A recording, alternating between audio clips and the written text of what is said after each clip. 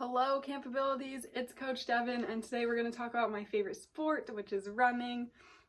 Before we get started, we're just going to talk about a couple things you'll need before you do any running. So first of all, since it's super hot out, you'll want to make sure that you're drinking a lot of water, make sure you're really hydrated.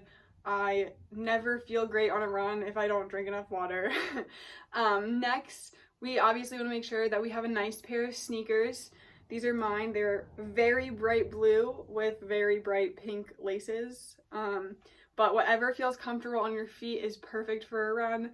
And then we also have whatever type of tether works best for you. So I like to use a waist tether, so I have mine. But if you would rather a hand tether, that is perfect. We have a couple videos explaining both of the tethers and those options. So whatever is comfortable for you is perfect.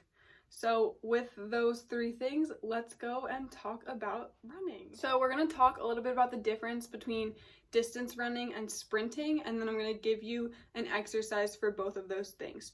So when you're sprinting, it's a very short effort, but it's as hard as you can go. So you're running as fast as you can for a short distance. For instance, the 100-meter dash is a sprinting event, or the 200-meter, things like that. Those are sprints, so those are as fast as you can go.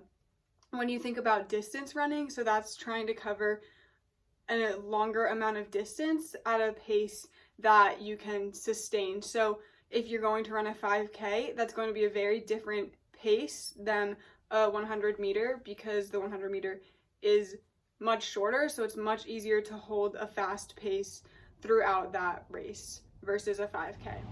So now that it's time to run, I've moved outside so that I have the space to do these activities. The first one we're going to do is going to focus on sprinting. So what we're going to do is you are going to take your measuring tape and measure out 50 yards wherever you have enough safe space to do so. When you measure that out, you can use a piece of chalk, a cup, a water bottle, any sort of object that you can put on the ground to mark the start and the finish of that. And then once you have that marked, make sure you're nice and warmed up, stretched out so you don't injure yourself, and you can practice sprinting that 50 yards. And if you want, you can feel free to time yourself and see how fast you can do it. And throughout our time at virtual camp, you can see if you can improve that. The other activity we have will focus more on running distance. And so for this, remember, you're not running as fast as you possibly can. If you need to even go slow, that's totally fine too. Your pace is less important than how far you cover and if you can sustain that pace.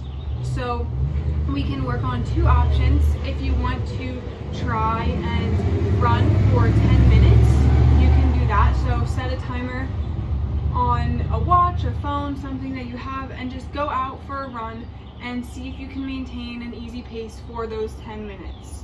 Another option that you could try, if you have an area where you know you have about a mile to run, you can try and run a mile and see if you can hold a pace for that mile. And if you're interested, you can also time yourself for that mile and see how long it takes you, and you can work on improving your time for that mile. So either of those options are totally fine. Just make sure you are running in a safe area, you have sidewalks that you are able to run on, you have people you are able to run with, and go ahead and try out either of those. Thank you guys for running with me today, and I'm super excited for you to try out those different activities.